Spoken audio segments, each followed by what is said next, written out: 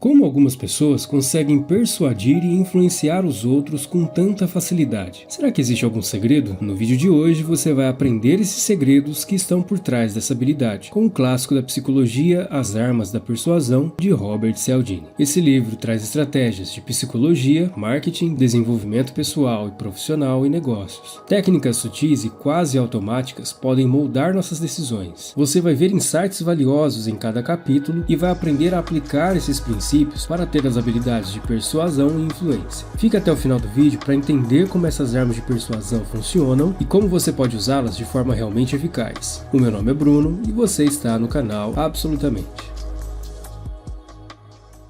Robert Cialdini é um dos maiores nomes da psicologia e marketing, atuando como professor em uma universidade do Arizona, Estados Unidos. Ele tem muita expertise em persuasão e influência social e suas pesquisas revolucionaram o entendimento sobre persuasão. Agora, nós vamos mergulhar de cabeça no primeiro capítulo desse livro e descobrir os segredos por trás de cada capítulo. No primeiro capítulo, Cialdini descreve as armas de influência, utilizando uma história pessoal e exemplos da natureza para ilustrar como funciona esse gatilho automático de comportamento. Uma amiga de Cialdini, dona de uma joalheria, estava tendo dificuldades para vender joias de turquesa, apesar de estarem na alta temporada e com um preço justo. Após várias tentativas de venda frustradas, ela decidiu, em um ato de desespero, reduzir o preço pela metade. Mas o curioso foi que, por um erro de leitura da sua funcionária, as joias foram vendidas pelo dobro do preço original, e todas foram rapidamente compradas. Esse evento mostrou o princípio de que caro é bom, demonstrando como um preço mais alto pode ser percebido como um indicador de alta qualidade. Cialdini também compartilha um experimento com animais. Na ocasião, o experimento foi feito com peruas mães, que cuidam de seus filhotes baseado em cada piar específico. Uma doninha empalhada com um gravador emitindo sons de piar foi aceita pela perua mãe, enquanto uma doninha real sem o som dos filhotes seria atacada. Isso demonstra como certos estímulos desencadeiam comportamentos automáticos, sendo um fenômeno que não é exclusivo dos animais, mas também presentes nos seres humanos.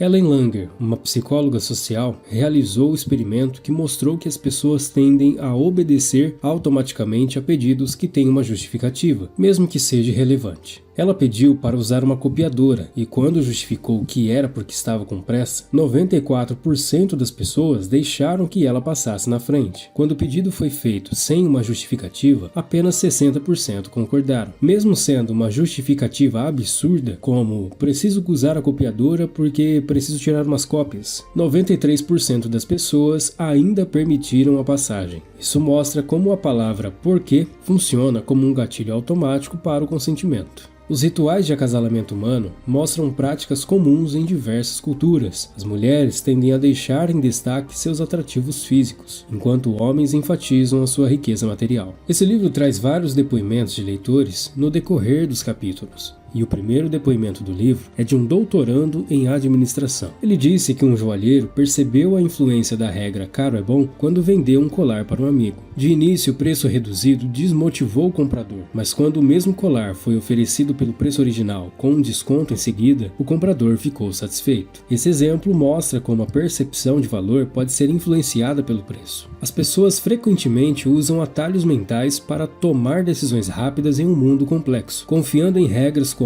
"caro é sinônimo de bom". Esses atalhos, mesmo que sejam úteis, podem levar a erros. Estudos mostram que as pessoas tendem a seguir mais facilmente a opinião de especialistas quando não têm um interesse pessoal na questão. Mas quando a questão é pessoal, são mais propensas a analisar cuidadosamente os argumentos. Mesmo em situações importantes, as demandas da vida atual muitas vezes levam a pessoa a recorrer a atalhos. Um exemplo notável é o exemplo da aviação, onde os membros da tripulação seguem cegamente as ordens do comandante, mesmo quando estão erradas. Isso por causa de um atalho que diz que se um especialista disse isso, então deve ser verdade. A dependência desses atalhos é uma necessidade em um mundo dinâmico e cheio de informações, mas é essencial reconhecer as limitações e os riscos envolvidos. Neste primeiro capítulo, Cialdini também fala sobre os aproveitadores. Como seres humanos, assim como os animais, possuem padrões de comportamentos automáticos que podem ser explorados por outros para benefício próprio. Esses padrões automáticos são desenvolvidos ao longo da vida, a partir de princípios psicológicos, tornando as pessoas vulneráveis para quem entende como manipular. Assim como as fêmeas de vagalume respondem aos sinais de acasalamento dos machos para induzi-los ao erro que custará a vida deles, os aproveitadores humanos utilizam princípios psicológicos para influenciar automaticamente o comportamento dos outros. Eles estruturam pedidos de maneira a acionar esses padrões como o rótulo de que caro é igual a bom, para obter o que desejam, mesmo manipulando preços para aumentar a percepção de valor e impulsionar vendas. Esse trecho do livro mostra como esses aproveitadores humanos exploram nossa tendência a reagir de maneira mecânica a certos estímulos psicológicos, mostrando como esses princípios sutis podem ser usados para influenciar decisões e comportamentos sociais de maneira eficaz. Logo depois, o autor compara o uso do jiu-jitsu por uma mulher para vencer os oponentes fisicamente mais fortes, com a aplicação de princípios automáticos de influência. Assim como no jiu-jitsu, onde a alavancagem e a gravidade são usadas para derrotar os oponentes maiores, pessoas podem explorar princípios como o contraste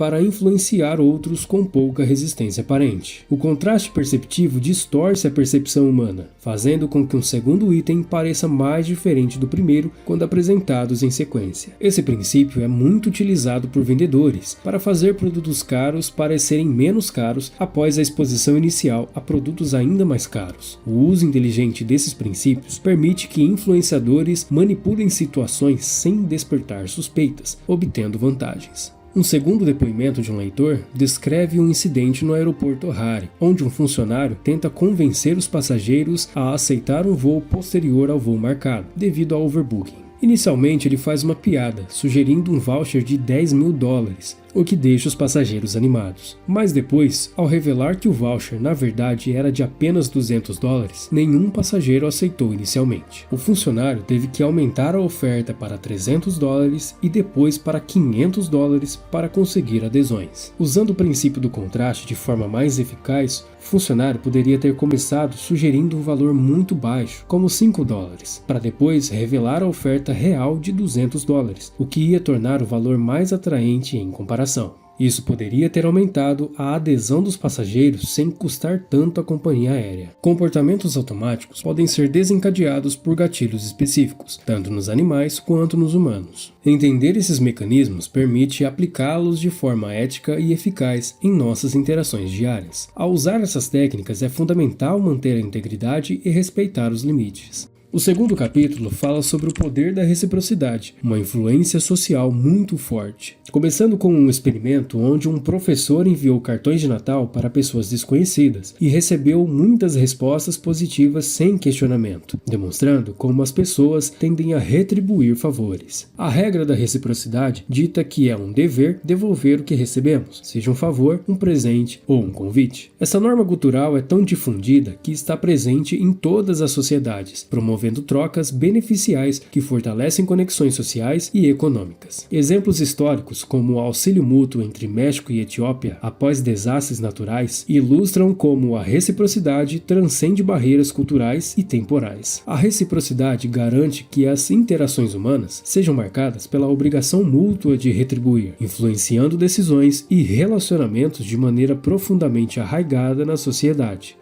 A regra da reciprocidade é um poderoso mecanismo presente em todas as sociedades humanas e proporciona vantagens competitivas significativas. Cada indivíduo é socializado para respeitar e praticar essa regra, temendo ser visto como um ingrato ou aproveitador caso não a siga. Porém, essa predisposição pode levar a explorações por parte daqueles que sabem manipular essa expectativa de retribuição.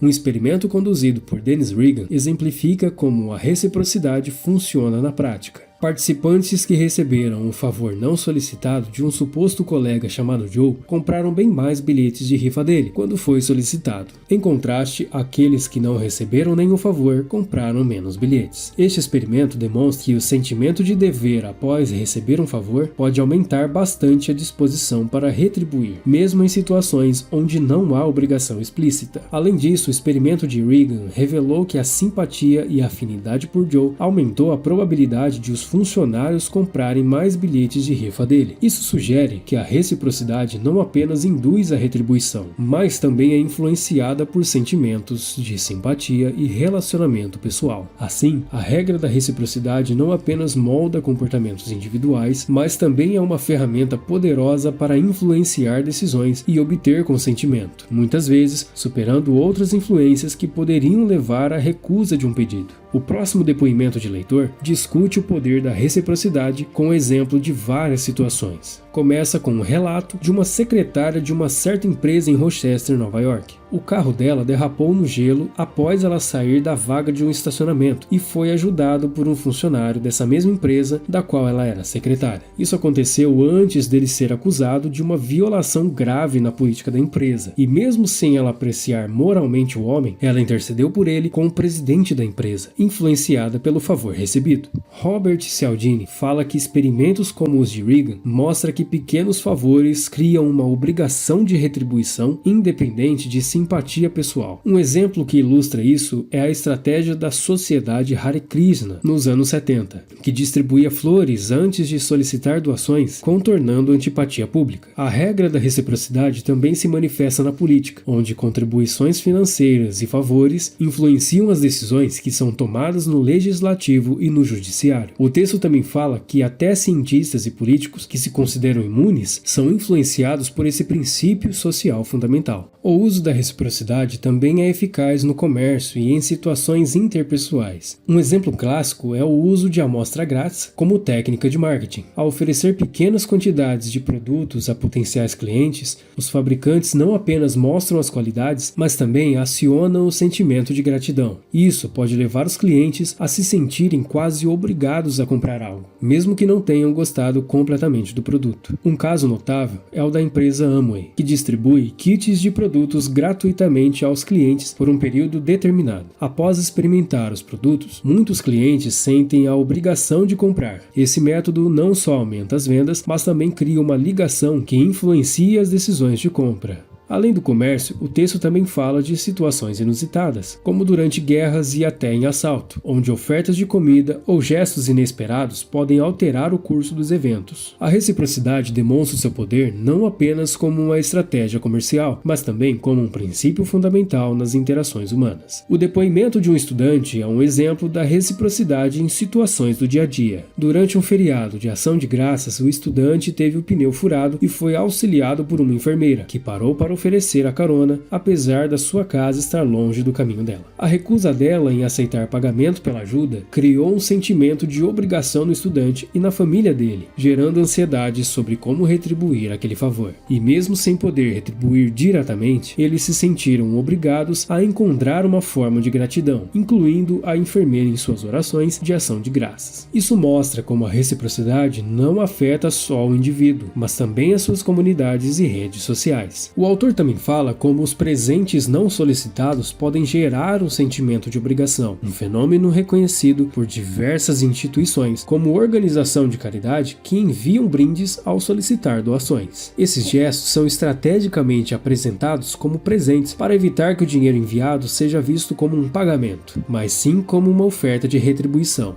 A regra da reciprocidade pode resultar em trocas desiguais, onde um pequeno favor inicial pode levar a uma retribuição muito maior. O exemplo de Joe oferecendo uma Coca-Cola barata e vendendo rifas ilustra como a reciprocidade pode ser explorada para lucro, com um retorno significativo sobre o investimento inicial. As pessoas tendem a retribuir não apenas para aliviar essa carga psicológica, mas também para evitar serem vistas como aproveitadoras ou ingratas por outras pessoas. A reciprocidade é utilizada também para influenciar comportamentos, como aumentar gorjetas em um restaurante e induzir consentimentos a pedidos. Os garçons que oferecem bombons junto com a conta podem aumentar as suas gorjetas com um aumento de 3% ao oferecer um bombom e de 14% ao oferecer 2. Uma segunda aplicação sutil desse princípio é mostrada por uma experiência pessoal do autor. Um menino tentou vender ingressos de um evento que o Robert não desejava frequentar. Quando ele recusou, o menino fez uma concessão menor, oferecendo barras de chocolate mais baratas. Então, o autor, influenciado pela regra da reciprocidade, se sentiu obrigado a fazer o favor em retorno ao gesto do menino e comprou as barras de chocolate,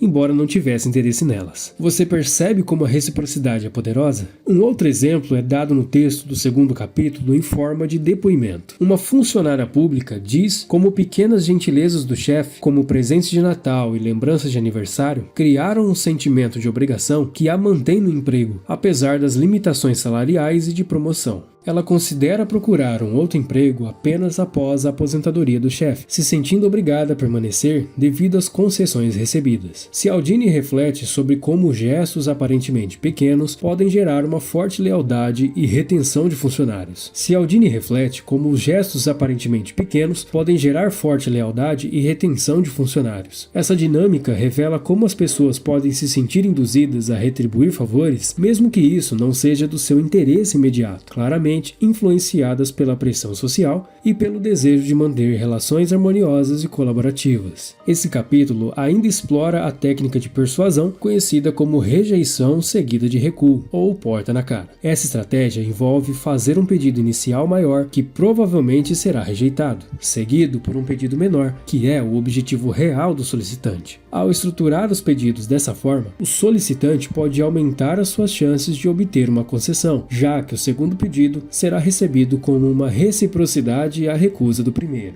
Os estudos mostram que essa técnica é eficaz em induzir muitas pessoas, aproveitando os princípios psicológicos de reciprocidade e contraste perceptivo. Um ponto no texto é que Robert Cialdini aponta estratégias para se defender da reciprocidade, quando ela é usada como ferramenta de persuasão. Ele reconhece que quando alguém nos oferece um favor ou concessão, sentimos uma forte obrigação de retribuir. Essa obrigação pode ser explorada por indivíduos que querem nos manipular para obter o nosso consentimento. A defesa eficaz contra essa manipulação envolve compreender a verdadeira natureza do oponente, a regra da reciprocidade em si, e não a pessoa que a utiliza. Para neutralizar a reciprocidade, uma abordagem sugerida é rejeitar o favor ou concessão inicial, impedindo assim a ativação da regra. No entanto, essa estratégia pode ser impraticável, pois é difícil determinar se a oferta é genuína ou manipulativa. Rejeitar favores honestos pode resultar em isolamento social e atritos. Uma alternativa mais prática é aceitar as ofertas pelo que são, e não pelo que parecem ser. Se o favor for genuíno, ele pode ser aceito como uma intenção de retribuir futuramente. Mas se o favor se revelar uma tentativa de manipulação, devemos reconhecer a má intenção e não nos sentir obrigados a retribuir. O texto fornece um exemplo de uma situação: a inspeção de prevenção de incêndios e um extintor gratuito como oferta inicial que se transforma em uma tentativa de venda de um sistema de alarme caro. Se percebermos que a oferta inicial foi um truque, nós não estamos mais obrigados a retribuir com um favor.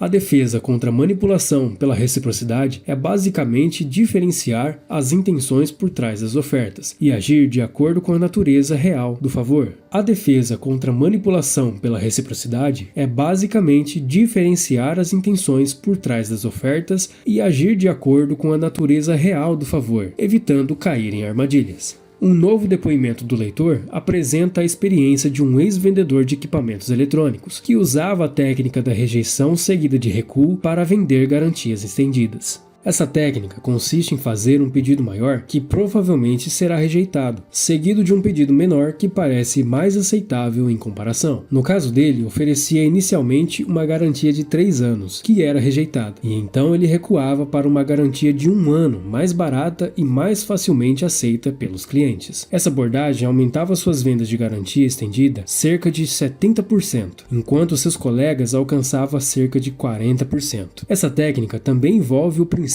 do contraste, onde o pedido maior faz o pedido menor parecer mais aceitável. A reciprocidade, mesmo que poderosa e benéfica, pode ser manipulada para fins não éticos, como demonstrado em várias situações do texto. Experimentos como os de Dennis Regan mostram como pequenos favores podem criar obrigações fora de proporção, levando a concessões indesejadas. Assim, manter a ética é essencial para garantir que a reciprocidade e outras normas sociais sejam usadas para fortalecer e não explorar as conexões humanas. O terceiro capítulo fala sobre compromisso e coerência. Um estudo realizado na década de 60 revelou que apostadores de corrida de cavalo se tornam mais confiantes na vitória dos cavalos logo depois que fizeram suas apostas, mesmo que as chances reais não mudem. Essa confiança é impulsionada pelo desejo humano de ser coerente com as suas decisões passadas, justificando as suas escolhas. Sarah e Tim são um exemplo dessa necessidade de coerência. Mesmo após um relacionamento tumultuado e seguido de rompimento, Sarah escolheu Tim novamente, acreditando que ele era o homem de sua vida, mesmo quando ele não cumpriu as suas promessas de mudar. Psicólogos identificaram a coerência como uma força que guia o comportamento humano, muitas vezes nos levando a agir contra nossos próprios interesses. Um experimento, na década de 70, demonstrou que quando as pessoas eram pedidas para vigiar os pertences de um estranho, elas se sentiam obrigadas a agir contra um ladrão, por estarem motivadas pela coerência. A coerência é valorizada porque oferece um atalho mental, permitindo que tomemos decisões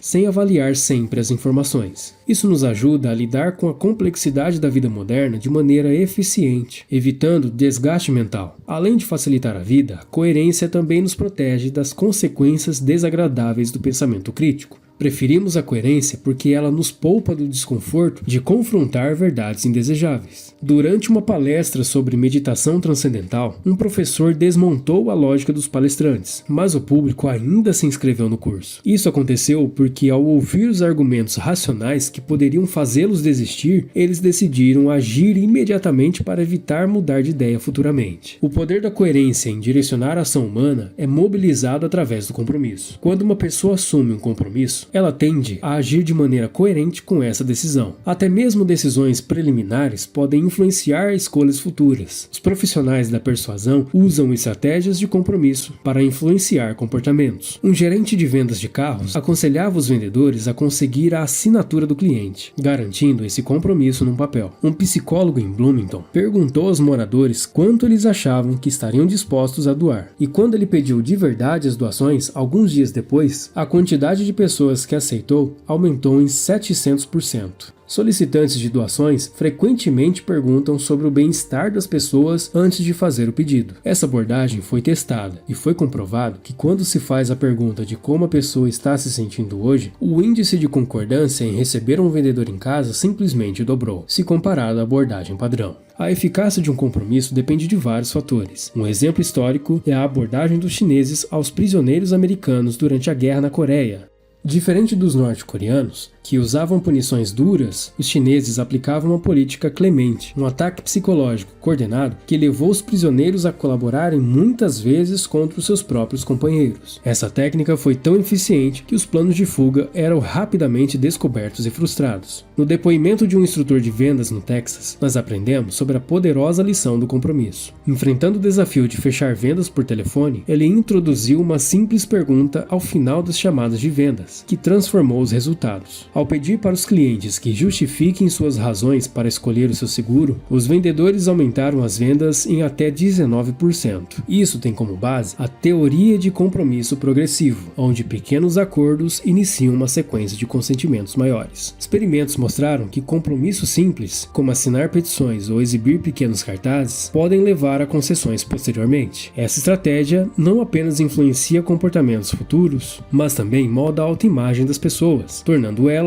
mais propensas a colaborar com causas maiores, revelando o poder do compromisso na persuasão. O texto de Cialdini explora como organizações utilizam petições para influenciar o comportamento das pessoas. Muitas vezes essa assinatura obtida na petição não resulta em ações práticas, mas serve apenas para comprometer quem assinou com as posições do grupo. Isso pode influenciar a autoimagem e levar a comportamentos futuros alinhados com essas posições. Os estudos mostram que pequenos compromissos públicos e ativos podem mudar profundamente a autoimagem das pessoas, tornando elas mais propensas a aceitar pedidos coerentes com essas novas identidades. Durante a Guerra da Coreia, a estratégia chinesa ilustra como pequenos gestos de comprometimento, como escrever declarações pró-comunistas, foram empregados para alterar as crenças e comportamentos dos prisioneiros. Isso mostra como compromissos públicos e escritos podem ajudar a estabelecer novas identidades pessoais. O terceiro capítulo também fala sobre a eficácia dos compromissos públicos na influência de comportamentos e metas pessoais. Começa relatando a estratégia de Fred DeLuca, que é o fundador do Subway, de divulgar metas ambiciosas publicamente para motivar o seu compromisso pessoal e o de sua equipe, alcançando o sucesso. Também se discute como testemunhos escritos e compromissos públicos têm o poder de influenciar decisões pessoais duradouras. Alguns estudos de psicólogos sociais demonstram que os indivíduos que se comprometem publicamente com as suas opiniões são mais propensos a mantê-las, refletindo uma tendência humana de querer ser visto como coerente aos olhos dos outros. O texto ainda mostra exemplos práticos de como compromissos públicos são utilizados em clínicas de emagrecimento e em desafios pessoais, como por exemplo, parar de fumar, onde o compromisso visível se mostra mais eficaz do que metas privadas. O esforço envolvido em um compromisso público aumenta a sua capacidade de influenciar comportamentos e atitudes, sejam em contextos simples, como a compra de ingressos para shows, ou desafios pessoais, como mudanças de hábito. Um professor universitário canadense deu um relato de como um dono de restaurante conseguiu reduzir a taxa de desistência das reservas de 30% para 10%. O que ele fez foi mudar a abordagem das recepcionistas, que passaram a perguntar para os clientes se eles iam ligar se mudassem os planos, esperando uma resposta. Esse compromisso público aumentou a taxa de cumprimento. Esse pequeno ajuste funcionou porque os clientes assumiram um compromisso público. Um exemplo mais extremo é o da tribo Tonga na África do Sul, onde os meninos passam por cerimônias de iniciação para serem considerados homens. Essas cerimônias incluem espancamentos, exposição ao frio, sede, ingestão de alimentos desagradáveis, punições severas e ameaças de morte. Durante 3 meses, os meninos de 10 a 16 anos enfrentam provas cruéis para serem aceitos como membros adultos da tribo. Esses rituais são parecidos com as cerimônias de iniciação das fraternidades americanas, conhecido como Semana Infernal. As atividades como espancamento, exposição ao frio, sede, ingestão de alimentos desagradáveis, punições e ameaças de morte são comuns em ambas situações. Esses rituais persistem apesar das tentativas de eliminação porque eles cumprem uma função vital para os grupos. Alguns estudos sugerem que as pessoas valorizam mais um grupo ou objetivo se tiverem que passar por grandes dificuldades para alcançar. Pesquisas da década de 60 mostraram que pessoas submetidas a cerimônias de iniciação valorizam mais os grupos aos quais se juntam. A severidade das iniciações, sejam em tribos ou em fraternidades, servem para aumentar a coesão e o valor percebido dos grupos. Robert Cialdini também fala que os profissionais da persuasão valorizam compromissos que produzem mudança interior duradoura e aplicável a várias situações. Quando uma pessoa adota uma nova autoimagem, ela tende a agir de acordo com essa imagem em diferentes situações e por um longo tempo. Compromissos que levam à mudança interior são atraentes, porque se auto-reforçam. Uma vez que uma pessoa se vê de determinada maneira, ela busca ser coerente com essa nova autoimagem, encontrando justificativas para suas ações e vendo valor em comportamentos que antes ela ignorava. O texto também apresenta a técnica da bola baixa, que é um exemplo de como explorar os compromissos. Concessionários de automóveis, por exemplo, oferecem um carro a um preço atraente, para depois elevar o custo com supostos erros ou novas exigências. Esse processo funciona porque durante um período entre a oferta inicial e a mudança, o cliente desenvolve novos motivos para justificar a sua decisão de compra. Essa técnica da bola baixa também pode ser usada para fins positivos. Em um projeto de pesquisa em Iowa, os moradores foram inicialmente motivados a economizar gás pela promessa de ter os seus nomes publicados no jornal. Mesmo depois da retirada da promessa, os moradores continuaram economizando, reforçando seus compromissos com novos motivos, como o orgulho e a consciência ambiental. Essa técnica mostra como os compromissos iniciais podem gerar novos motivos para sustentar uma decisão, mesmo quando a razão original é tirada. Esse efeito pode ser utilizado tanto para fins comerciais quanto para promover comportamentos sociais benéficos.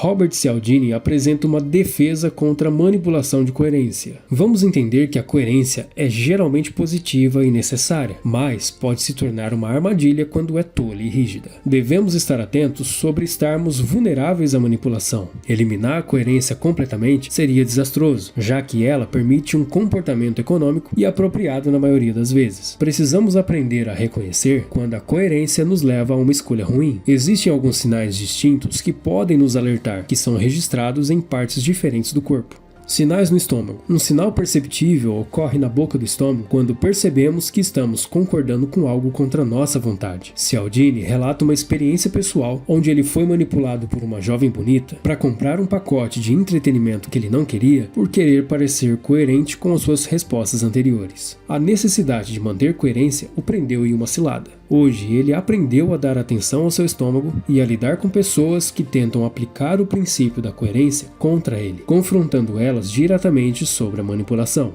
Sinais do fundo do coração. O estômago nem sempre detecta todas as manipulações. Nesses casos, o fundo do coração pode fornecer pistas. A história de Sarah e Tim, no começo desse capítulo, pode ilustrar essa teoria. Ela se convenceu que fez a escolha certa, mas em algum nível ela sabe que pode estar errada. Para identificar a verdadeira natureza de sua satisfação com Tim, Sarah poderia se perguntar se faria a mesma escolha sabendo o que sabe agora, confiando no primeiro sentimento puro antes que a parte racional intervenha. Cialdini aplica essa técnica em sua própria vida. Ao perceber uma mudança de preço em um posto de gasolina, ele se perguntou se, sabendo o que sabe agora que o preço aumentou, faria a mesma escolha de novo. A resposta imediata foi não. Confirmado pelo comportamento áspero do dono do posto, ele decidiu não comprar gasolina ali, seguindo a coerência dos seus desejos e crenças. O texto fala sobre como certas pessoas são vulneráveis às táticas de compromisso devido à sua forte necessidade de coerência. Um exemplo é Jack Nicklaus, que apesar de uma tragédia familiar, honrou os compromissos anteriores relacionados ao golfe, explicando que assumiu compromissos que precisavam honrá-los. Algumas pesquisas indicam que pessoas mais velhas e de culturas individualistas, como os americanos, tendem a valorizar mais a coerência e são mais propensos a ceder a pedidos baseados em compromissos anteriores. O texto também adverte sobre fraudes que exploram essa vulnerabilidade. Em resumo, a coerência pessoal é valorizada socialmente e pode ser explorada para influenciar decisões futuras através de compromissos iniciais. O quarto capítulo se trata da aprovação social. Robert Cialdini inicia o texto com uma citação inicial de Walter Lippmann, onde todos pensam igual, ninguém pensa muito. Uma pesquisa informal conduzida pelo autor revela que a maioria das pessoas entrevistadas, das mais diversas áreas profissionais e estudantes, critica severamente o uso das risadas gravadas em programas de comédia. Essas risadas são consideradas idiotas, falsas e óbvias, refletindo uma opinião negativa entre o público americano. Apesar disso, os executivos de TV continuam a usar as risadas enlatadas, mesmo contra a vontade de muitos artistas talentosos envolvidos nos projetos. A questão que se coloca é por que esses executivos insistem em uma prática repudiada pelo público e pela criatividade artística. A resposta, segundo os estudos, reside na eficácia comprovada dessas trilhas de risadas. Elas prolongam e dão intensidade às reações de humor do público, mesmo em situações em que o material humorístico é de baixa qualidade. Os dados científicos sugerem que o riso enlatado não apenas aumenta a graça das piadas, mas também é eficaz se usado em material de humor inferior. Então, para os executivos, o uso dessas risadas é uma escolha lógica e estratégica. Portanto, enquanto para muitos o riso enlatado pode parecer algo grosseiro e artificial, os dados indicam que funciona de maneira convincente, influenciando de maneira positiva as reações do público, mesmo quando a autenticidade e a qualidade do humor são questionáveis. Robert Cialdini explica o princípio da aprovação social. Ele fala sobre o poder do princípio da aprovação social na influência humana, comparando ao uso do riso enlatado na televisão. Esse princípio sugere que a tendência é que as pessoas considerem correto o que é socialmente aceito, baseando nossas decisões em comportamentos observados em outras pessoas. A análise destaca como o riso enlatado ilustra esse princípio, mostrando como a reação automática à aprovação social pode ser enganosa quando aplicada a estímulos falsos. Assim como o animal responde ao som gravado de um filhote da sua espécie, os seres humanos podem ser influenciados por reações gravadas de um público, em vez da substância real do que está sendo apresentado. E além do riso enlatado, Cialdini menciona outros cenários onde a aprovação social é usada para influenciar, como nas doações em igrejas e maratonas na televisão. O texto mostra como a aprovação social é uma ferramenta poderosa de influência, mas que pode ser manipulada e explorada por aqueles aqueles que desejam moldar comportamentos de maneira conveniente para seus interesses. Neste capítulo, o texto também fala sobre incerteza, sobre como ela pode ser um estímulo poderoso para a influência social e para decisões de comportamento. Certas armas de influência funcionam melhor quando estamos vulneráveis, incertos ou enfrentando situações obscuras. Isso é ilustrado pelo caso de Sylvan Goldman, que inventou o carrinho de compras em resposta à incerteza e à resistência inicial dos clientes. A falta de familiaridade com situações também aumenta nossa propensão a seguir a liderança dos outros, como visto no caso de Goldman. Além disso, o autor aborda o fenômeno da consciência coletiva, onde as pessoas tendem a não agir em ocasiões de emergência por acreditarem que outros não estão agindo também, que o assassinato público foi testemunhado por 38 vizinhos, que devido à consciência coletiva não intervieram ou chamaram a polícia, resultando em debates e especulações sobre a apatia urbana e falta de resposta em situações críticas. Estudos sobre o comportamento de testemunhas em emergências demonstram como a presença de múltiplos observadores pode reduzir a responsabilidade individual, o que leva à inação coletiva, enquanto um único espectador pode ser mais propenso a agir. Isso sugere que a presença de uma multidão pode, ironicamente, diminuir as chances de ajuda em situações de emergência, devido à influência social. O texto apresenta mais um relato. Esse relato começa com uma mulher na Polônia testemunhando um homem que caiu em uma vala num cruzamento. Graças ao livro que ela tinha lido, ela decide parar e verificar a situação que salvou a vida do homem que estava em um estado de choque. Robert Cialdini compartilha sua própria experiência após um acidente de carro, onde o conhecimento do livro o ajudou a coordenar o socorro para o motorista ferido, o que mostrou como a ação de pedir ajuda de forma clara pode mobilizar a ajuda de outros, mesmo em situações de emergência. A lição principal é sobre reduzir a incerteza das pessoas ao seu redor em situações de emergência, sendo claro e direto sobre suas necessidades de ajuda para garantir uma resposta rápida e eficaz. Cialdini fala sobre o princípio da aprovação social, mostrando que ele funciona melhor em situações de incerteza e quando observamos pessoas semelhantes a nós. Em momentos de dúvida, tendemos a imitar o comportamento dos outros para decidir como agir. Comercialmente, isso é aproveitado por publicitários, que usam depoimentos de pessoas comuns em seus comerciais para aumentar a aceitação dos produtos. Isso soa familiar para você? Estudos científicos reforçam que nós somos mais propensos a seguir o comportamento de outros que são semelhantes a nós, seja em doações para a caridade, programas para deixar de fumar ou até mesmo na diminuição da ansiedade infantil ao observar comportamentos similares em filmes. O próximo depoimento é de um professor universitário do Arkansas, que compartilha sua experiência em vendas de literatura bíblica de porta em porta durante as suas férias de verão. Ele inicialmente segue um padrão de vendas ensinado pela empresa, enfatizando as características dos livros. E depois de um novo treinamento, que inclui citar nomes de clientes anteriores, as suas vendas aumentaram muito. Ele percebe que citar casais para casais, homens para homens e mulheres para mulheres gera melhor resultado. Ao focar em exemplos de pessoas semelhantes, suas vendas alcançam picos, o que mostra que a aprovação social de outros semelhantes foi fundamental para o aumento das vendas. Ele finaliza refletindo sobre a importância de exemplos práticos, como o caso do seu filho aprendendo a nadar com um amigo mais novo, mostrando como a imitação de comportamentos similares pode ser poderosa. Nesse capítulo, Cialdini também fala o que ele chama de juventude livre pensadora. Ele explora o conceito do efeito Werther como uma demonstração do poder da imitação em comportamentos sociais. O sociólogo David Phillips identifica que casos de suicídio muito divulgados aumentam bastante as taxas de suicídio nas áreas afetadas.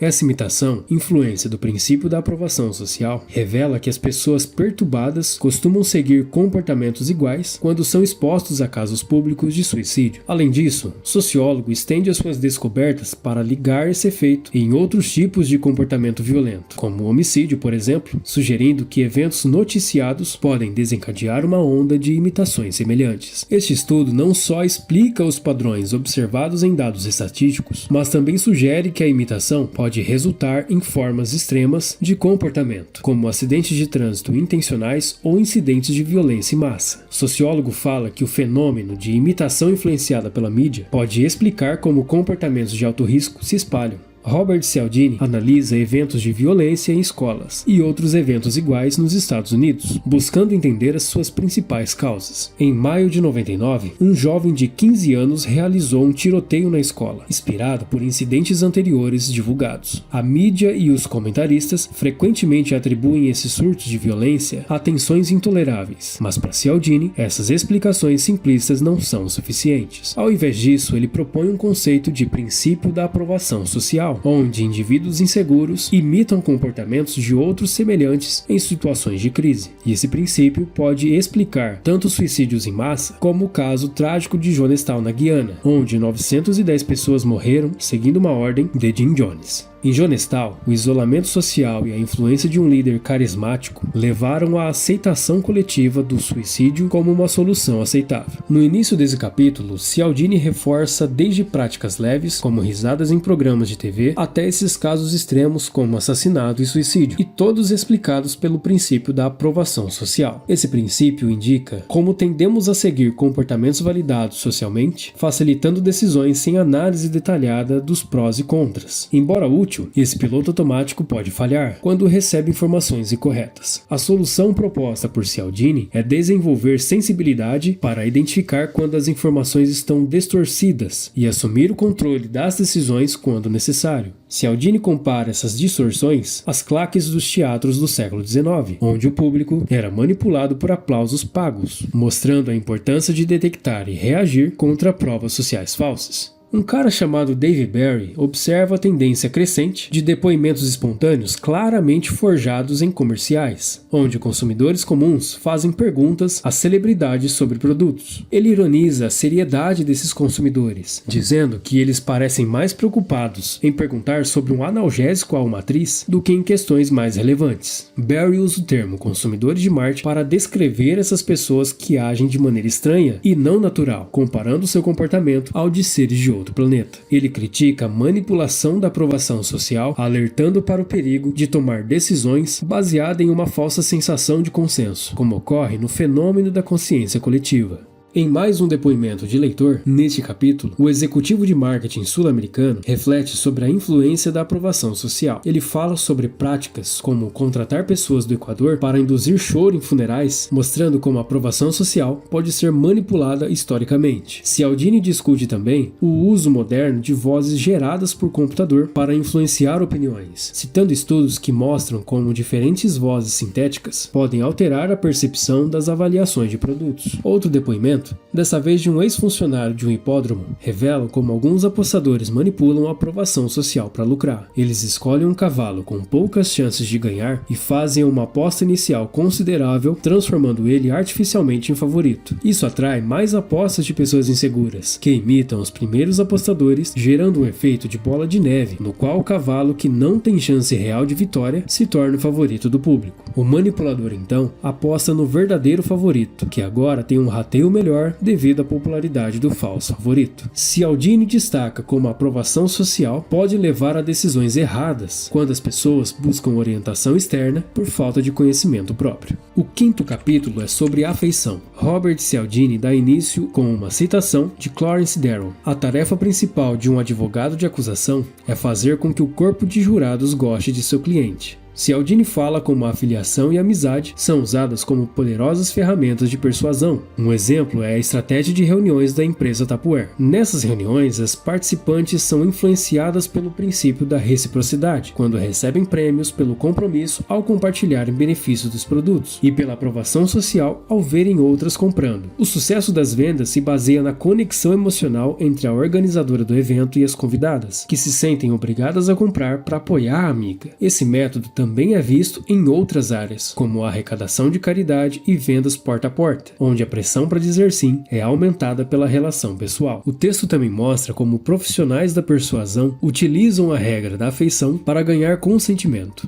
Joe Girard, um vendedor de carros em Detroit, exemplifica isso ao se tornar o vendedor número 1 por 12 anos consecutivos vendendo Chevrolet. A fórmula de sucesso era simples: oferecer um preço justo e ser uma pessoa que os clientes se agradavam. Isso demonstra como a conexão emocional e a simpatia são essenciais para influenciar as decisões de compra. O O texto levanta a questão de quais fatores causam afeição entre as pessoas e como esses fatores são habilmente usados pelos profissionais de persuasão para obterem o sim desejado. Um relato de leitor fala da experiência de um morador de Chicago que foi pressionado a mudar para a companhia telefônica MCI devido ao círculo de chamada de amigos e família. Um amigo desse morador fez o cadastro dele nesse programa para economizar nas ligações, e mesmo sem interesse nos benefícios da MCI, ele se sentiu obrigado a fazer a mudança para não desapontar o amigo, o que mostra como a pressão social pode influenciar decisões de consumo. Essa experiência fez o leitor entender melhor por que as pessoas participam de eventos como reuniões da Tupperware, onde acabam comprando produtos por pressão social, mesmo sem desejar. Cialdini fala sobre os motivos pelos quais somos atraídos pelas pessoas, destacando especialmente a influência da atratividade física e da semelhança. Pesquisas indicam que indivíduos fisicamente atraentes tendem a ser percebidos como mais talentosos, gentis e inteligentes, resultando em vantagens sociais, como maior probabilidade de receber votos nas eleições e de ter salários mais altos. Além disso, a semelhança com outros, seja em aparência ou interesse, também desempenha um papel crucial na formação de laços afetivos e na tomada de decisões, desde contratações até interações cotidianas. Elogios e afirmações de identidade também são poderosos, influenciando positivamente a percepção que temos das pessoas. Esses fatores revelam como elementos como a atratividade e a semelhança moldam nossas interações sociais e decisões. Ele começa com um experimento simples. Ao comparar uma foto normal com a imagem invertida, descobrimos que preferimos a versão com a qual estamos mais familiarizados, o nosso reflexo no espelho. Esse fenômeno se aplica a várias áreas da vida, incluindo decisões políticas, onde eleitores tendem a escolher candidatos com nomes conhecidos.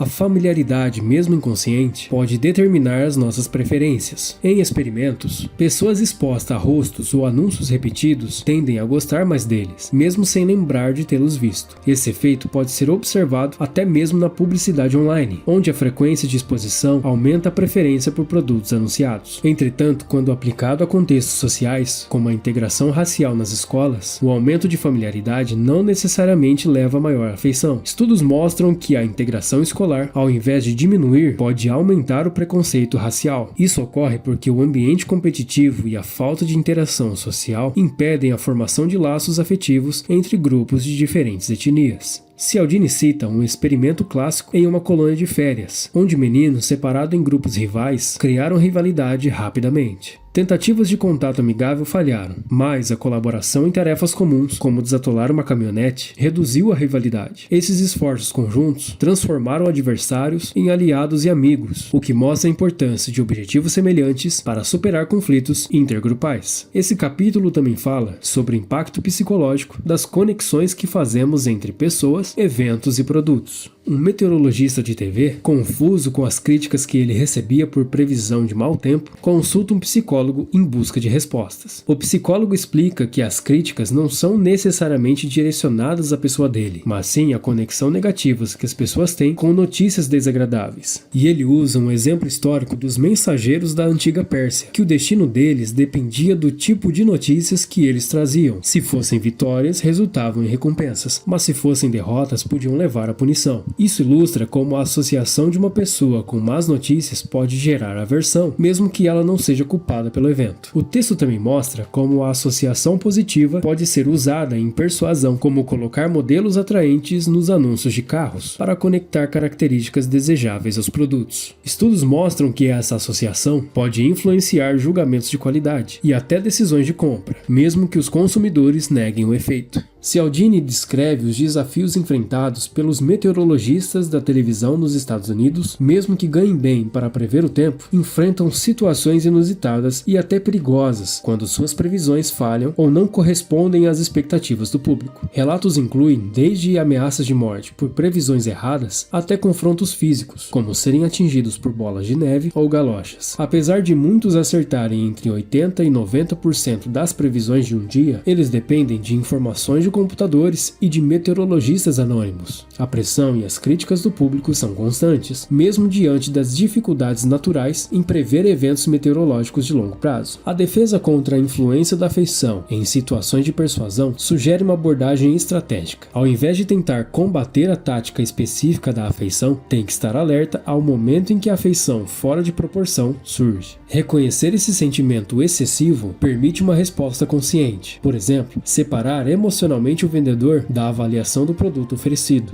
Essa distinção ajuda a manter o foco nos méritos objetivos do negócio, evitando decisões com base apenas na simpatia pelo vendedor. O 6º capítulo do livro fala sobre autoridade. Robert Cialdini fala sobre um experimento que envolve um participante que concorda em fazer parte de um estudo sobre punição e memória, conduzido pelo professor Stanley Milgram. No começo, curioso, o participante aceita o papel de aprendiz, e sua tarefa é memorizar palavras enquanto o professor, que na verdade é um ator, aplica choques elétricos cada vez mais intensos por cada erro cometido. Apesar do desconforto crescente e do aumento da dor, o professor continua a aplicar os choques, ignorando os apelos desesperados do participante para interromper o experimento. Os experimentos de Milgram foram realizados para ver até que ponto as pessoas obedeceriam ordens de uma autoridade, mesmo que isso causasse sofrimento a outros. Cerca de 2/3 dos participantes continuaram até o máximo de 450 volts, ignorando os apelos desesperados do aprendiz para parar. Mesmo sob protesto, temores e agonia emocional, poucos desafiaram as ordens do pesquisador. Milgram atribuiu isso à profunda submissão à autoridade, incluindo que as pessoas podem cometer atos extremos quando instruídas por uma figura de autoridade. Esses resultados têm implicações perturbadoras sobre como a obediência à autoridade pode influenciar o comportamento humano, levantando questões sobre responsabilidade pessoal e moralidade. A obediência cega em uma autoridade é um motivador poderoso de ação humana. Desde a infância, nós somos ensinados a seguir figuras de autoridade, com mensagens que permeiam nossas vidas desde os versinhos da escola até estruturas jurídicas e religiosas. Essa obediência é vista como essencial para o funcionamento da sociedade em harmonia, trazendo ordem e facilitando o processo de estruturas complexas para produção, comércio, defesa e controle social. Mas essa mesma obediência também apresenta os seus perigos. Ela pode levar à submissão, onde agimos sem questionar, mesmo quando as circunstâncias não justificam. Exemplos como os experimentos de Milgram mostram como a obediência cega pode ser prejudicial, às vezes ignorando a sensatez, moralidade e até mesmo a segurança. Na medicina, um campo onde a autoridade dos médicos é inquestionável, essa dinâmica pode ser especialmente problemática. A hierarquia rígida e o respeito irrestrito pela autoridade médica podem levar a erros graves, pois os subordinados hesitam em questionar decisões ou apontar falhas, mesmo quando elas são evidentes. Esse ambiente de obediência automática contribui para a ocorrência de erros médicos, como evidenciado por estudos que revelam múltiplos erros de medicação diariamente em hospitais. Assim, enquanto a obediência à autoridade pode oferecer benefícios práticos, como acesso a conhecimentos e poder, ela também carrega o risco de limitar o pensamento crítico e aumentar a probabilidade de falhas graves. No contexto das interações sociais, os pesquisadores da comunicação observaram que as pessoas tendem a ajustar o seu estilo de voz e fala de maneira inconsciente para se alinharem com aqueles que possuem maior poder e autoridade. Um estudo analisou entrevistas no programa de televisão Larry King Live, onde Larry King adaptava o seu estilo vocal ao entrevistar figuras de grande prestígio social, como Bill Clinton e George Bush. Por outro lado, ao entrevistar indivíduos de posição social inferior, os entrevistados adaptavam seus estilos de voz ao de King. No campo da saúde, os erros médicos frequentemente ocorrem porque os médicos são automaticamente vistos como autoridades supremas. Cohen e Davis, em seu livro Medication Errors, Causes and Preventions, destacam que muitos erros de medicação ocorrem porque pacientes, enfermeiras e farmacêuticos simplesmente não questionam as prescrições médicas. Um exemplo peculiar dado no livro é o incidente da dor de ouvido retal, onde uma prescrição abreviada levou à aplicação incorreta de gotas de um medicamento no ânus de um paciente, em vez de no ouvido direito conforme prescrito.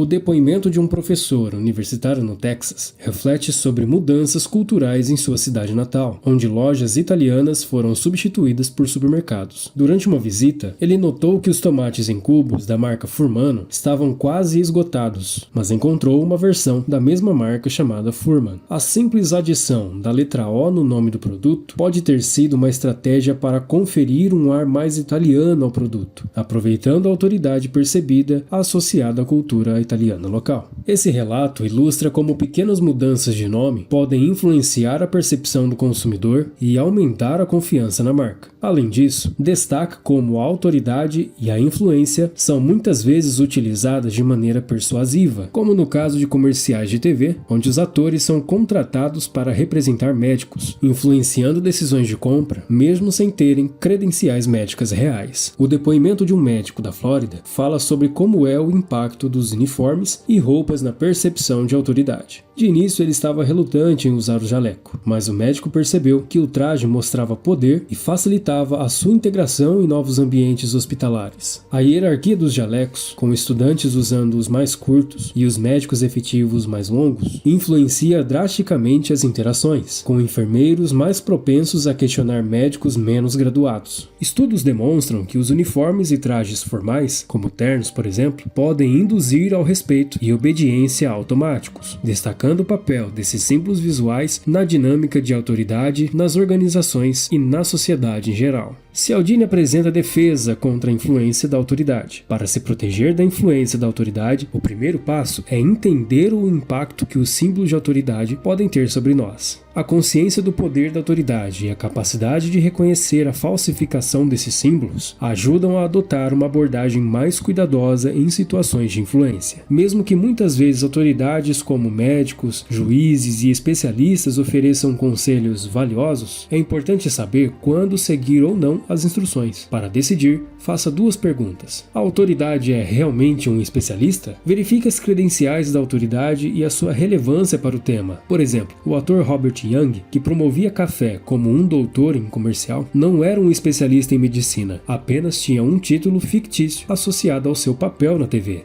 Questionar se a autoridade possui as credenciais apropriadas ajuda a evitar a aceitação sem questionamento e a distinguir entre autoridades confiáveis e não confiáveis. A segunda pergunta é: a autoridade é sincera? Mesmo que a autoridade seja um especialista, é essencial avaliar a sua honestidade. Se pergunte se o especialista está apresentando as informações de forma imparcial ou se tem algo a ganhar com a sua influência. Especialistas que demonstram sinceridade, até mesmo ao admitir pequenas desvantagens, tendem a ser mais confiáveis. Isso pode reforçar a credibilidade do especialista ao enfatizar os aspectos importantes de seu argumento. A consciência dessas questões pode proteger contra a influência indevida e ajudar a tomar decisões mais informadas. Para encerrar este capítulo, o texto fala de uma fraqueza aparente que pode aumentar a eficácia persuasiva em diversas situações.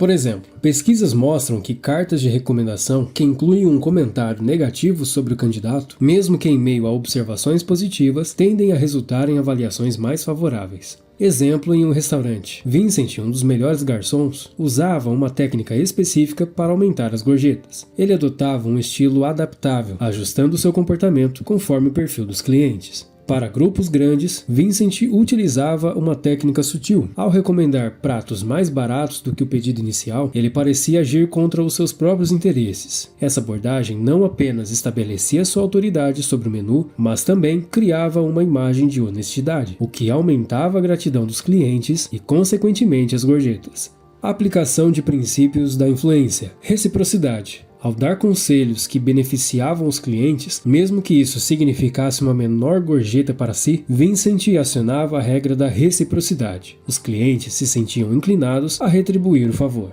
Autoridade e sinceridade. Vincent mostrava conhecimento e honestidade ao sugerir opções menos caras, reforçando a sua credibilidade. Essa abordagem fazia com que os clientes confiassem nele e aceitassem as suas sugestões, aumentando o valor da conta e das gorjetas.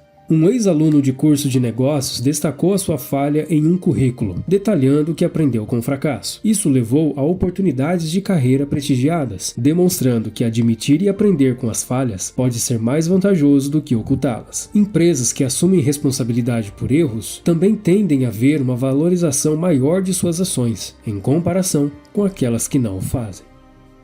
No capítulo 7, Robert Cialdini fala sobre escassez. Ele começa com uma citação de Chesterton sobre como a percepção da perda pode aumentar o valor das coisas. Ele usa o exemplo de uma cidade no Arizona, com uma grande população mórmon e um templo importante. Cialdini morava perto do templo e nunca teve interesse em visitá-lo, até que descobriu uma oportunidade única. O templo recém-reformado abriria suas portas para não-mormons por um curto período. Um artigo que ele leu despertou sua curiosidade de visitar o templo, mas ao conversar com um amigo, percebeu que o seu interesse não era pela arquitetura ou pela religião, mas pela exclusividade da oportunidade. O templo só estaria acessível durante um breve período de tempo, e essa limitação foi o que fez o desejo de visitá-lo se tornar muito mais intenso. Cialdini conclui que a percepção de perda e a exclusividade de acesso foram os fatores que tornaram a visita ao templo tão atraente. Esse capítulo mostra como o princípio da escassez e a percepção de perda influenciam nosso comportamento e as decisões. Cialdini começa com um estudo de casos de estudante da Florida State University que mudaram a sua opinião sobre a qualidade da comida da cantina apenas porque souberam que ela estaria indisponível por um tempo, devido a um incêndio. A escassez fez a comida parecer mais valiosa. Esse princípio é evidente em vários contextos, desde colecionáveis raros, que são mais valorizados por sua imperfeição e escassez, até a forma como lidamos com decisões diárias. Cialdini observa que a percepção de perda, como a possibilidade de perder uma chamada telefônica, pode superar o valor de algo que está disponível. A tendência de focar mais nas perdas do que nos ganhos é observada em várias áreas, incluindo saúde e negócios. Estudos mostram que mensagens sobre possíveis perdas são mais eficazes em promover ações como exames médicos e mostram que gerentes frequentemente consideram mais os prejuízos potenciais do que os lucros. A tática de número limitado é uma aplicação prática desse princípio. Ela envolve informar os clientes sobre a escassez de um produto para aumentar o seu valor percebido. O texto mostra como em um cenário de venda, a escassez criada artificialmente pode levar a uma decisão de compra precipitada. Os vendedores usam a estratégia como afirmar que um produto é o último disponível para fazer com que os clientes se comprometam mais rapidamente. Quando a disponibilidade do produto é então confirmada, a maioria dos clientes já está tão comprometida que continua a compra, mesmo que o produto se torne menos atraente. O primeiro depoimento de leitor deste capítulo é de uma moradora do norte do estado de Nova York. Ela ilustra como a percepção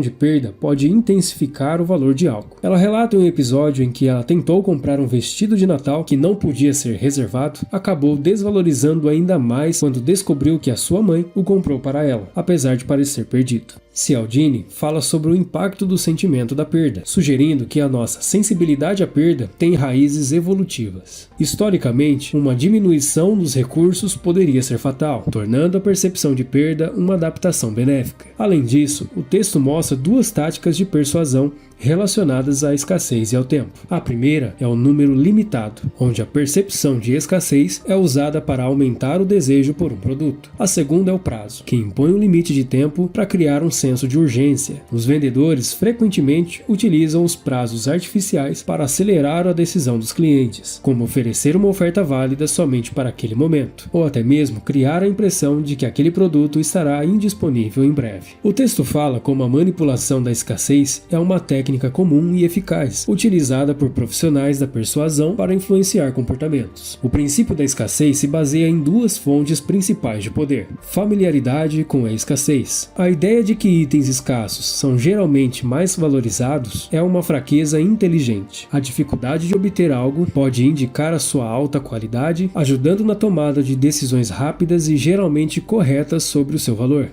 Reatância psicológica. Uma segunda fonte de poder é a reatância psicológica, um conceito desenvolvido pelo psicólogo Jack Brand. Quando as oportunidades se tornam mais escassas, nós sentimos uma perda de liberdade. A reação a essa perda é um aumento do desejo de preservar o que está ameaçado, ou seja, quando nosso acesso a algo é restringido, queremos mais isso intensamente. A reatância psicológica se manifesta em várias situações da vida e pode explicar comportamentos desde a infância até o comportamento do consumidor. Psicólogos infantis percebem que por volta dos 2 anos, as crianças mostram resistência a restrições e tentam afirmar seu controle. Esse comportamento é um exemplo inicial à reatância, onde a tentativa de controlar a situação se manifesta como resistência à autoridade e desejo de exercer liberdade. A compreensão da reatância psicológica ajuda a explicar por que estratégias de marketing que criam escassez são tão eficazes, manipulando nosso desejo de preservar nossas liberdades e aumentar a atração por itens limitados. Cialdini apresenta a história de Daniel Gulban, um aposentado de 81 anos da Flórida que perdeu $18 mil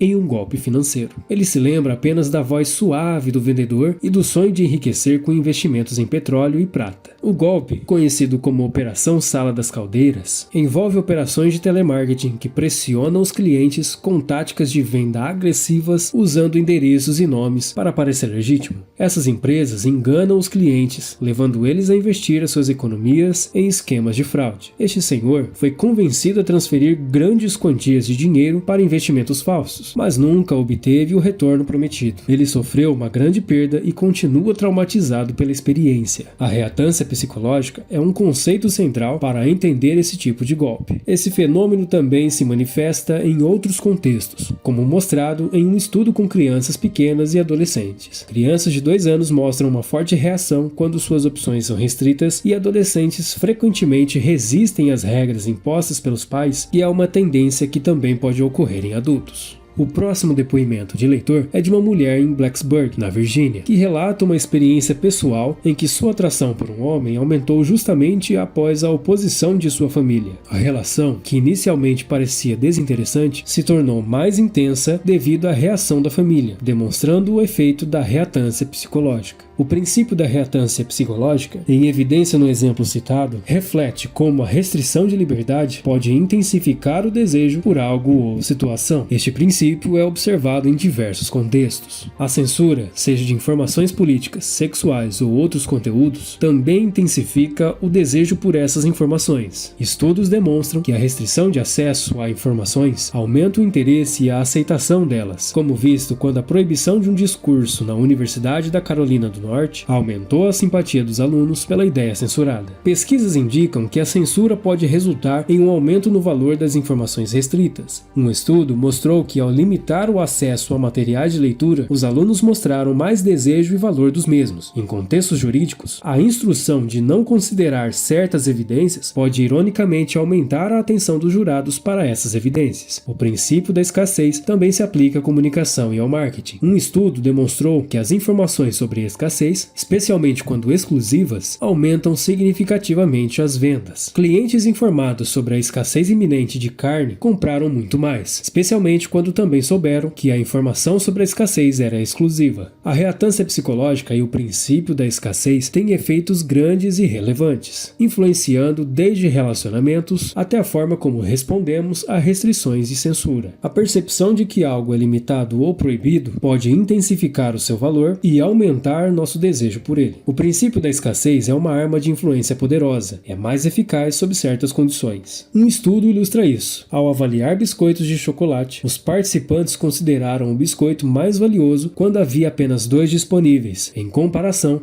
com quando havia 10. Isso confirma que a escassez aumenta o desejo e o valor percebido dos itens. O estudo revelou 2 descobertas adicionais importantes. Primeiramente, a escassez recém-experimentada tem um impacto maior do que a escassez constante. Participantes que viram a mudança de abundância para a escassez avaliaram os biscoitos mais positivamente do que aqueles que estiveram sobre escassez constante. Esse conceito também se aplica a outros contextos, como conflitos políticos e sociais. James Davis argumenta que revoluções ocorrem quando há uma reversão súbita de melhorias econômicas e sociais. Exemplos incluem a Revolução Americana e as revoltas nos Estados Unidos durante a década de 60, quando progressos recentes foram seguidos por retrocessos, gerando violência.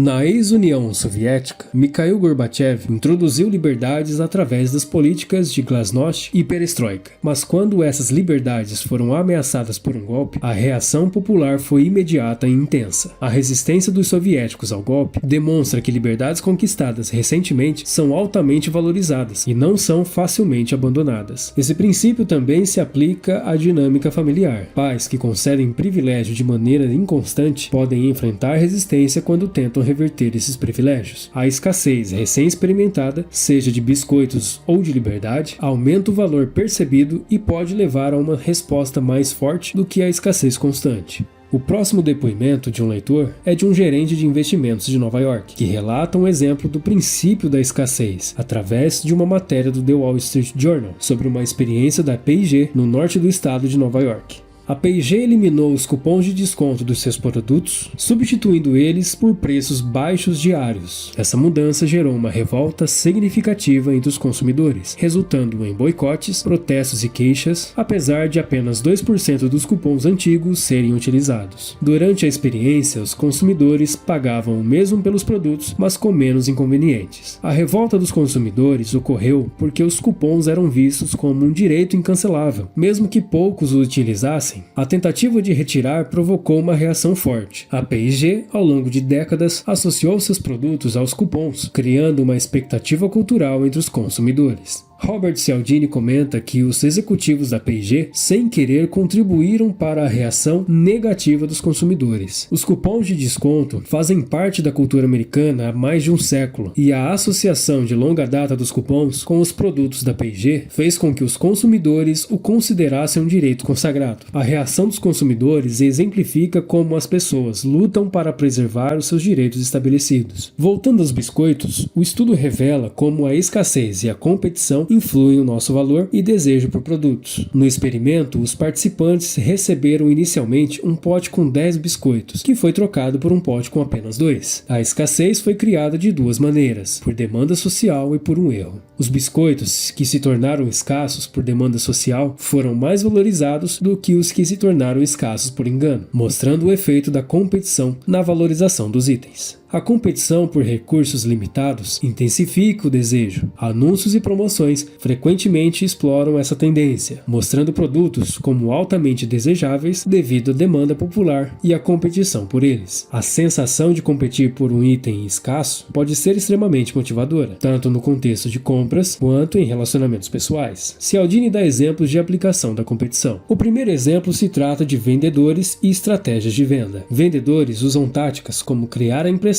de que outros compradores estão interessados, isso para incentivar decisões rápidas. Inventar que existe concorrentes pode transformar compradores indecisos em negociantes fervorosos. O segundo exemplo de aplicação da competição se trata de empolgação de liquidações. Consumidores em liquidações experienciam uma espécie de empolgação competitiva, lutando por mercadorias que em outras situações desprezariam. Isso é comparável ao comportamento dos peixes em busca de isca. Cialdini cita o exemplo de um leilão de um filme. No ano de 73, Barry Diller pagou 3,3 milhões de dólares por uma exibição única em um leilão competitivo, muito acima do preço anterior. Embora o custo ultrapassasse o valor esperado, a competição intensa entre as redes de TV americanas foi um fator crucial. Comentários de participantes do leilão mostram como a competição levou às ofertas excessivas e decisões impulsivas. Um outro contexto citado por Cialdini é um terno usado por John Travolta no filme Embalos de Sábado à Noite, que foi vendido por 145 mil dólares, um valor surpreendentemente alto. O preço pode ser explicado por alguns fatores. Exclusividade do item, o terno é considerado especial e único, o que aumenta o seu valor percebido. Leilão competitivo. A venda ocorreu em um leilão onde os compradores se engajaram em uma competição intensa, subindo o preço. O leiloeiro comentou que o valor final foi um recorde para uma peça de poliéster, mostrando a influência do ambiente competitivo do leilão no valor do item. A escassez tem um impacto profundo em nosso comportamento, muitas vezes nos levando a decisões precipitadas e irracionais. O capítulo mostra como a escassez afeta nossa capacidade de pensar racionalmente e oferece estratégias para lidar com essas influências emocionais. Quando o item se torna menos disponível, nossa reação imediata é a agitação física. A competição direta aumenta essa sensação, estreitando nosso foco e aumentando nossas emoções. Esse estado de excitação pode nos levar a uma perda de controle sobre o pensamento racional. O presidente da CBS, após um evento estressante, observou: a lógica voa pela janela. Por isso, conhecer as causas da escassez não é suficiente para nos proteger dela, pois nossa reação emocional pode prejudicar a intuição profunda. Para superar essa reação emocional, a ideia é usar a própria sensação como um sinal para agir com cautela. Em vez de confiar apenas na análise mental, podemos sintonizar com a intuição profunda como um alerta. Reconhecer o aumento da agitação em uma situação de escassez pode nos ajudar a evitar decisões compulsivas. Após identificar a escassez e a necessidade de cautela, é importante avaliar o valor real do item. A pesquisa sobre biscoitos de chocolate revelou que, apesar do maior desejo pelos itens escassos, isso não quer dizer que o gosto é melhor. A verdadeira alegria está em possuir algo raro, não em sua experiência de consumo. Robert Cialdini dá um exemplo ilustrativo: a estratégia que Richard, seu irmão, usou na venda de carros usados. Ele utilizava a escassez para aumentar o desejo pelos veículos. Ao marcar horários simultâneos para os compradores, ele criava um ambiente de concorrência. Isso fazia com que os compradores se sentissem pressionados a tomar decisões rápidas. Richard percebeu que, devido à pressão da concorrência e à escassez, os compradores muitas vezes não avaliavam o carro de forma objetiva. Eles estavam mais preocupados em não perder a oportunidade do que em avaliar o real valor do veículo. A escassez pode intensificar o desejo por um item, mas é essencial diferenciar entre o desejo de ter e o seu valor real. A pressão emocional da competição pode prejudicar o julgamento claro, nos levando a decisões impulsivas. Portanto, ao enfrentar a escassez, é importante manter a clareza sobre o verdadeiro valor do item e não se deixar levar apenas pelo desejo de possuir. O último capítulo do livro, Robert Cialdini fala sobre influência instantânea, e ele inicia como uma história e fala sobre Joe Pyne, um apresentador de TV famoso na década de 60 por seu estilo ácido e confrontador. Pyne tinha o hábito de desafiar e ridicularizar os seus convidados, muitas vezes atacando as suas crenças, talentos ou até aparência. Joe Pyne frequentemente usava um estilo cáustico para provocar os seus convidados, que eram geralmente figuras públicas buscando notoriedade. Alguns relacionaram seu comportamento amargo à amputação de uma perna, enquanto outros acreditavam que a sua agressividade era um atributo natural. Durante uma de suas entrevistas, Pyne recebeu o roqueiro Frank Zappa, e a aparência dele, com cabelos longos, era vista como controversa na época. Ao se sentar para a entrevista, Pyne fez um comentário desrespeitoso sobre o cabelo de Zappa, insinuando que ele parecia feminino. A resposta de Zappa foi igualmente provocativa e bem-humorada. Ele rebateu a crítica de Pyne com uma observação irônica sobre a perna de madeira do apresentador, sugerindo que ela fazia Pyne parecer uma mesa. A interação entre Pyne e Zappa ilustra a natureza desafiadora de Pyne e a habilidade de Zappa em responder com sagacidade. A história é um exemplo de como as confrontações e críticas podem ser rebatidas com humor e inteligência. Cialdini fala um pouco sobre a autoridade primitiva. O texto nos mostra como frequentemente tomamos decisões baseadas em informações limitadas devido à necessidade de eficiência em um mundo moderno. Esse atalho, apesar de nos proteger em muitos casos, pode nos levar a erros significativos quando explorado por pessoas espertas. O autor compara essa tendência humana com a reação automática dos animais, que dependem de estímulos isolados para responder de maneira adequada devido à capacidade mental limitada. O ser humano, apesar de ter um cérebro mais desenvolvido, ainda recorre a decisões automáticas baseadas em um único fator em situações de pressa, estresse e confusão. O texto fala que nos capítulos anteriores foram exploradas as pistas únicas que frequentemente usamos para tomar decisões, como reciprocidade, coerência, aprovação social, afeição, autoridade e escassez. Esses fatores são confiáveis e nos ajudam a decidir rapidamente, mas essa abordagem pode ter consequências graves. Um exemplo citado é o cerco do FBI à Igreja do Ramo Davidiano em Waco, no Texas, na década de 90, onde a sobrecarga de informação levou a uma decisão catastrófica, o que resultou na morte de mais de 80 pessoas. Mesmo com a nossa mente sofisticada, a complexidade do mundo moderno força a tomar decisões de maneira simplificada e primitiva, semelhante aos animais que superamos. Cialdini também fala um pouco sobre a automaticidade moderna. Ele fala sobre a vastidão e o rápido crescimento do conhecimento humano desde os tempos de John Stuart Mill, que é considerado o último homem a conhecer todos os fatos do mundo até a sua morte em 1873. O conhecimento humano entrou em uma fase de expansão surpreendente e dinâmica. Hoje, a maior parte das informações tem menos de 15 anos, com certas áreas da ciência, como a física, dobrando seu conhecimento a cada 8 anos. Esse aumento não se restringe apenas a campos técnicos, mas também afeta áreas cotidianas como saúde e nutrição. Além disso, a variedade e a rapidez na mudança das políticas públicas, nos estilos de vida e nas opções de produtos refletem a natureza temporária e diversificada da vida moderna. Essa explosão de informações é facilitada pelo desenvolvimento tecnológico, particularmente nos avanços de coleta, armazenamento e comunicação de dados. Inicialmente, apenas grandes organizações tinham acesso a essas capacidades, mas com o progresso na computação, pessoas comuns também passaram a acessar enormes volumes de informações. Norman McRae, o editor da revista The Economist, previu na década de 70 uma era onde qualquer pessoa comum poderia acessar vasta quantidade de dados através de computadores. Na década de 80, a revista Time reconheceu essa mudança, elegendo o computador pessoal como o homem do ano, o que simbolizou a chegada da era de McRae. Hoje, milhões de pessoas têm acesso a informações que superariam a capacidade de qualquer gênio como Einstein. Visionários como Bill Gates afirmam que estamos criando dispositivos que fornecem informações a qualquer um, em qualquer lugar, a qualquer momento. A transformação dessa informação em conhecimento requer processamento. Deve ser acessada, compreendida, integrada e retida. Assim, embora vivamos na chamada era da informação, ainda não alcançamos a era do conhecimento, pois existe a necessidade de métodos eficazes para lidar com a avalanche de dados disponíveis.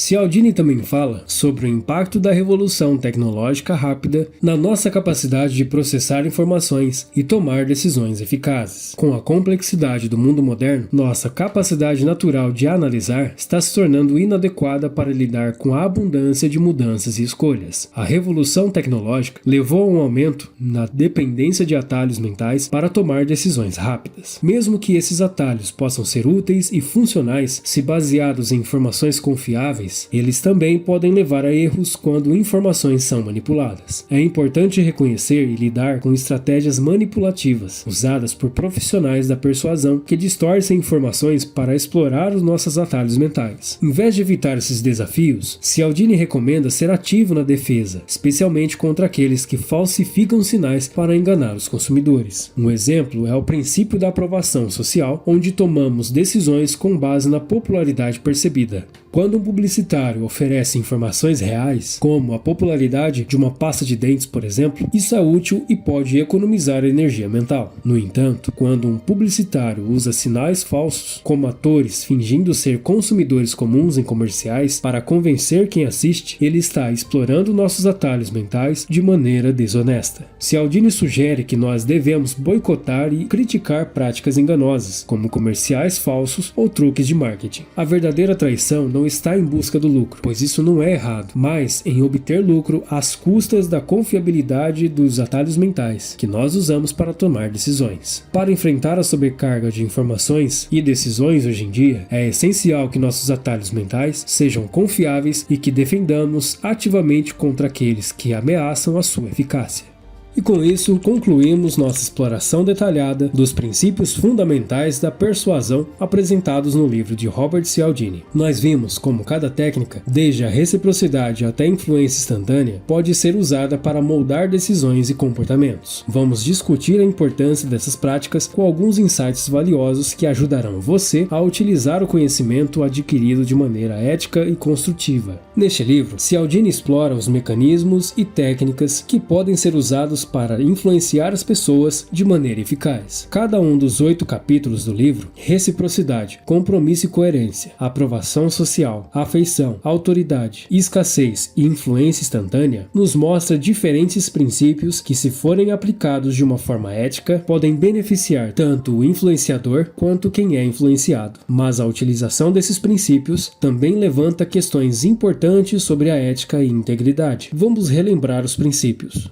Reciprocidade. Reciprocidade é um princípio fundamental em que as pessoas tendem a devolver favores. Porém, práticas desonestas que forçam ou manipulam esse princípio podem levar a relações desequilibradas e desconfiança. A ética exige que as ações de reciprocidade sejam genuínas e não forçadas. Compromisso e coerência fala sobre como as pessoas tendem a se manter consistentes com compromissos anteriores. É essencial usar essa técnica de maneira transparente, sem explorar a vulnerabilidade ou fazer promessas que não possam ser cumpridas. A decisão dos outros deve ser respeitada e não manipulada. A aprovação social fala sobre o comportamento de seguir o que os outros estão fazendo. A informação fornecida deve ser precisa e não manipulada para criar uma falsa sensação de consenso ou popularidade. A afeição é como uma simpatia pode influenciar as decisões. É importante que a afeição não seja usada para manipulação maliciosa, mas sim para construir conexão genuína e respeitosa. A autoridade mostra como as pessoas são influenciadas por figuras de autoridade. A ética aqui exige que o poder e o conhecimento sejam usados de maneira responsável e transparente, sem enganar ou explorar a posição de autoridade para ganho pessoal. E a gente vê muito disso. Escassez cria um senso de urgência ao limitar a disponibilidade de alguma coisa. Deve ser usado de maneira honesta e não para enganar ou criar uma falsa percepção de urgência que não corresponde à realidade. Influência instantânea lida com decisões rápidas baseadas em estímulos imediatos. A prática ética deve garantir que tais influências não sejam manipulativas ou exploratórias, mas ofereçam informações claras e precisas para decisões informadas. O livro de Cialdini fornece uma visão que abrange todos os princípios da persuasão e como eles podem ser aplicados para influenciar de forma eficaz. Aqui vai algumas recomendações para aproveitar esses princípios dentro da ética. Transparência. Seja claro sobre suas intenções ao utilizar técnicas de persuasão. Respeite as decisões e o livre-arbítrio dos outros, evitando práticas forçadas ou enganosas. Use os princípios da persuasão para criar valor real e construtivo, mantendo a ética em primeiro lugar. Continue aprendendo sobre persuasão e técnicas de influência para utilizá-las de forma responsável e eficaz. Se você gostou deste resumo e dos insights que foram oferecidos, não se esqueça de se inscrever no canal, dar um gostei no vídeo e compartilhar com alguém que possa se interessar pelo tema. Para quem deseja se aprofundar ainda mais no assunto, o link para o livro As Armas da Persuasão está na descrição do vídeo. Nós ficamos por aqui e eu te vejo no próximo vídeo.